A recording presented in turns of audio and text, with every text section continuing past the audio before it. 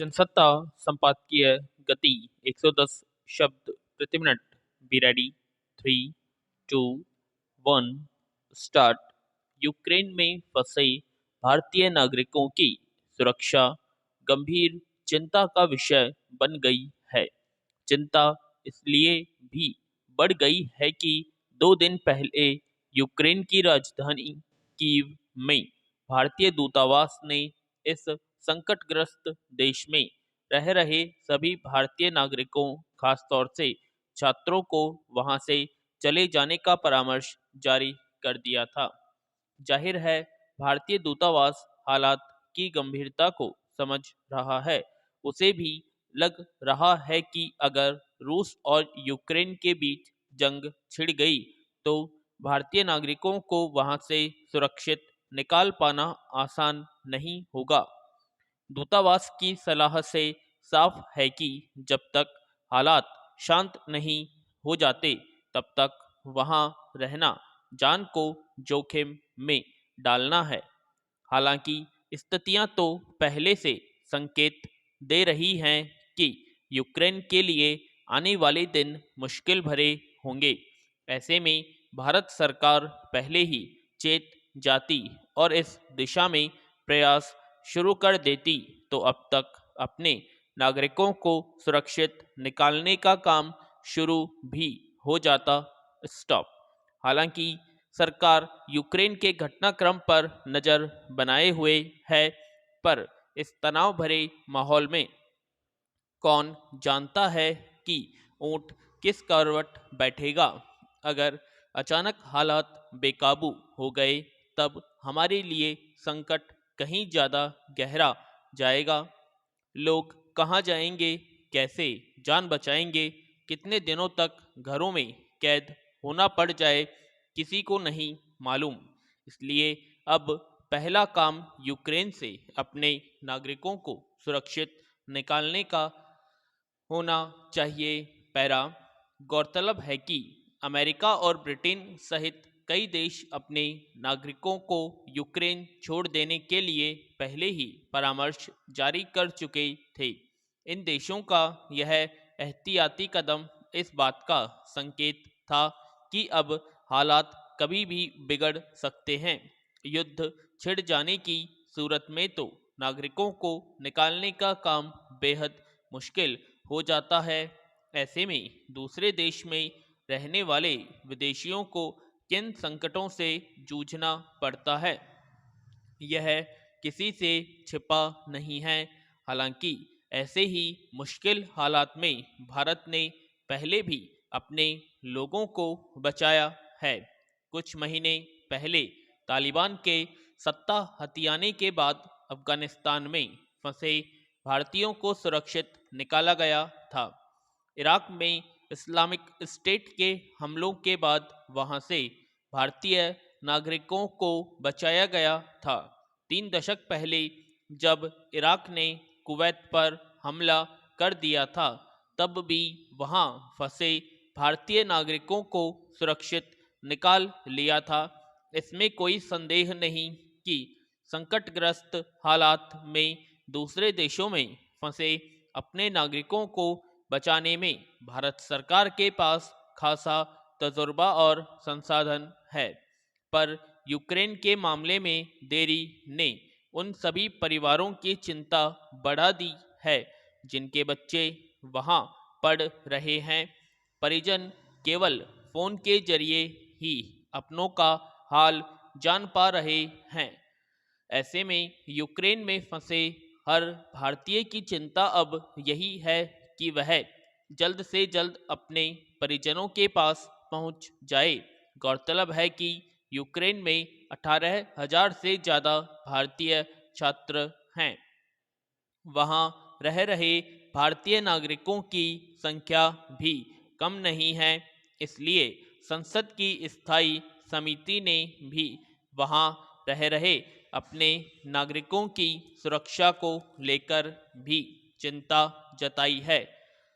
परिवहन, पर्यटन और संस्कृति मामलों से संबंधित संसद की स्थायी समिति ने यूक्रेन से भारतीय नागरिकों को निकालने का काम जल्द शुरू करने को कहा है। भारत सरकार और यूक्रेन के बीच उड़ानों के फेरे बढ़ाने के लिए विमानन कंपनियों से बात कर रही है, मगर अब तो समय तत्काल कदम उठाने का है। पैरा तमाम जागरूकता अभियानों और हादसों के उदाहरण सामने होने के बावजूद विचित्र है कि युवाओं में खतरनाक ढंग से सेल्फी लेने, तस्वीर खिंचाने का जुनून कम नहीं हो पा रहा। न जाने कितने किशोर और युवा रेल पटरियों पर आती गाड़ियों के सामने, ऊंचे पहाड़ों, पुलों की खतरनाक ऊंचाइयों आदि पर पहुंच सेल्फी खींचने के चक्कर में मौत के मुंह में समा चुके हैं। ऐसी घटनाओं की खबरें तमाम अखबारों, टीवी चैनलों से दिखाई बताई जाती रही है। इसे लेकर खूब बहसें भी चली, स्कूलों में जागरूकता अभियान चलाए गए, पर हैरानी की ऐसी घटनाएं घट जा रही हैं। ताज़ा समाचार है कि गुरुग्राम में रेल की पटरियों पर वीडियो बना रहे 4 युवक इसी तरह गाड़ी के नीचे आकर जान गंवा बैठे। ऐसा नहीं माना जा सकता कि उन युवाओं को इस खतरे का भान नहीं था, मगर उन पर खतरों से खेलकर तस्वीर उतारने और सोशल मीडिया पर चस्पा करने का ऐसा जुनून सवार था कि चालक के बार बार भोंपू बजाने के बावजूद वे पटरी से नहीं हटे और तेज रफ्तार गाड़ी के नीचे आकर जान गंवा बैठे। पैरा जब से हार हाथ में मोबाइल और इंटरनेट आया है, सोशल मीडिया पर युवाओं की सक्रियता बढ़ गई है। हालांकि कई युवा बहुत रचनात्मक काम भी कर रहे हैं, फिल्म वगैरह बनाकर पैसे भी कमा रहे हैं, पर वहाँ बड़ी संख्या में ऐसे युवक भी मौजूद हैं जो सिर्फ अपनी तस्वीरें डालकर पसंद पाने का लोभ पाले रहते हैं।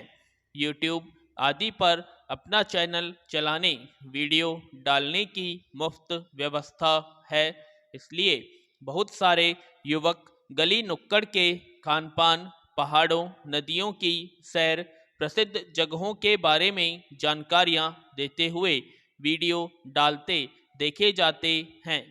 कोई रसोई के नुस्खे डाल रहा है तो कोई स्वास्थ्य, योगासन, आयुर्वेद आदि के अधकचरे ज्ञान उड़ेल रहा है। सस्ती हंसी मजाक वाली तस्वीरों के रसिया भी बहुत हैं। राजनीतिक दलों और उनके नेताओं को लेकर हास्य व्यंग्य के आपत्तिजनक वीडियो और तस्वीरों की भी वहां बाढ़ आई हुई है। इतने तरह की सामग्री सोशल मीडिया पर भरी पड़ी है कि आजकल हर युवा उनमें से अपने लिए सामग्री चुन ही लेता है और फिर उन्हीं के प्रभाव में खुद भी वैसी ही सामग्री परोसने का प्रयास करता देखा जाता है। गुरुग्राम के ताजा हादसे में जो 4 युवक रेल के नीचे आकर मर गए, उनमें भी कुछ इसी तरह का जुनून रहा होगा।